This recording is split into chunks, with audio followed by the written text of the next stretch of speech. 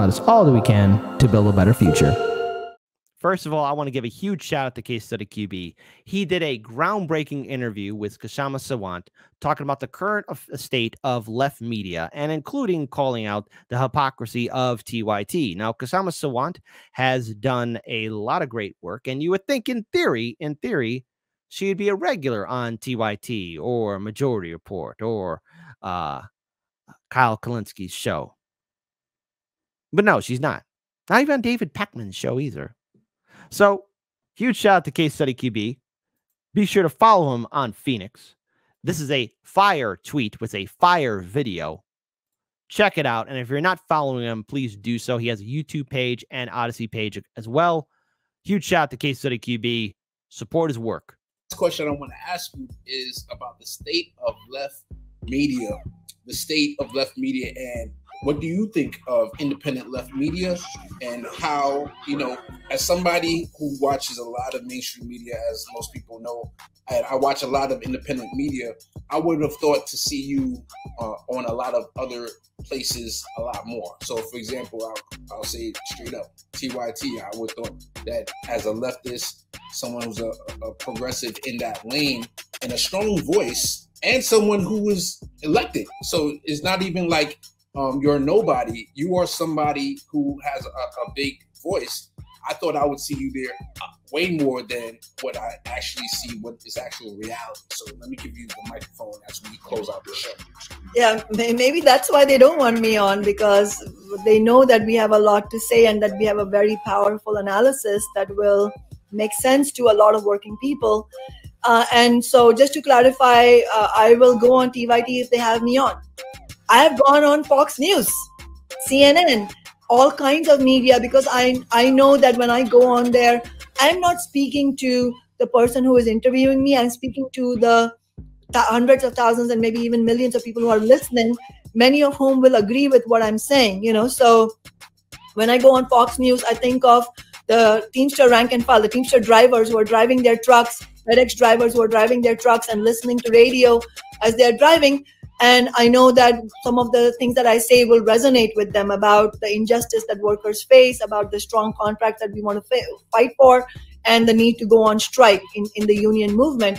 And so in this context, the left media, as much as we have, and in fact, we have too little of it, it plays a pivotal role. So the fact that you have this broadcast where we can have this conversation about workers need to go on strike, what's happening with the question of rent control, all of this is so crucial, because the New York Times is not calling me for an interview on why the Democrats voted down rent control. They are not having me on talk about West Virginia teacher strike or why the UPS, many of the UPS Teamsters are planning to vote no.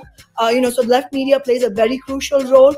And in fact, as I said, I have deep appreciation for shows like yours, RBN, many other shows. And I've been on many of your shows. But it's precisely because of all of that Worker Strike Back is launching, as I said, a new video broadcast called On Strike. And we're hoping to continue collaborating with you and others. And we need, and what we are going to bring through On Strike is some of the analysis that we have brought forward through our office, but we're hoping that will be the platform for us to have more in-depth discussions, including historical discussions, because, historic discussions of history and analysis it's not an armchair thing. It's not an intellectual satisfaction kind of thing, just for the heck of it. It's because we want to learn lessons.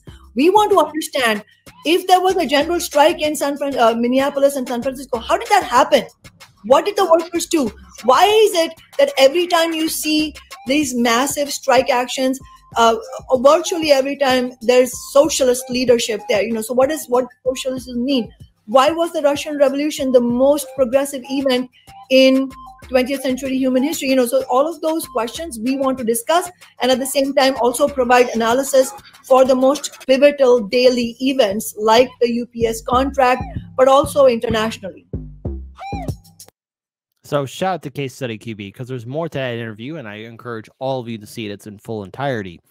I didn't want to pause it because, again, I wanted all of you to hear it.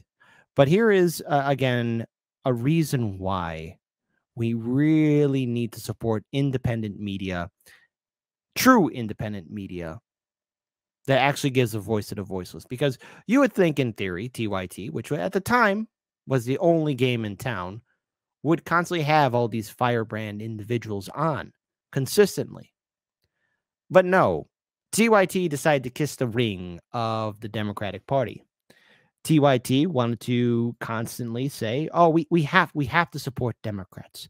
We have to support Democrats because the Democratic Party has our best interests at heart, and we could change them. We could fix them.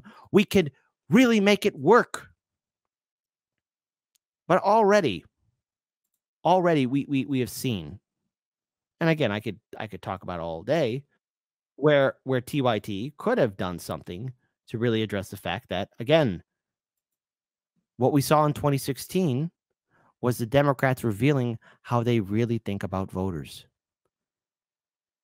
You know, Cenk again admitted on that PBD podcast that there was no election fraud that took place during the 2016 primary. Saying that, even though they did a documentary video showing what happened in the California primary of 2016, how votes magically disappeared, how pollsters were ill-prepared and ill-equipped to really handle all the paperwork and the machines and so much more. There was shenanigans taking place.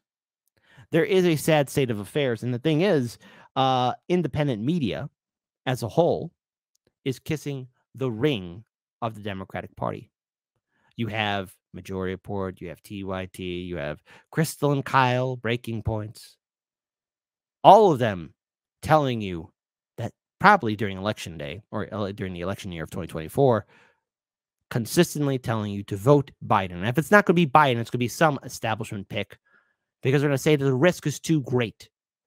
All the while, they missed out on Forced to Vote, March for Medicare for All, the 3-day General Strike Summit meeting, and of course, remaining utterly silent against Democrats when the 8 U.S. senators in the Democratic Party voted it down for the fight for $15 minimum wage.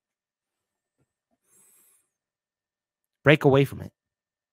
Break away from the mentality and stranglehold of the Democrats, because, again, if you have Trump living rent-free in your head, nothing's going to get better. Nothing will fundamentally change. We have to do better. So shout out to outlets like RBN, shout out to Hard Lens Media, people like Jimmy Dore, and INN, Convo Couch, and so many others who are giving a voice to the voiceless and actually doing the job of independent media. Shout out to Case Study QB. Please check out that full interview in its full entirety. He's doing phenomenal work, and he's sitting through corporate media and giving us awesome clips on Phoenix. That's right. That's what I'm calling Twitter. Check it out.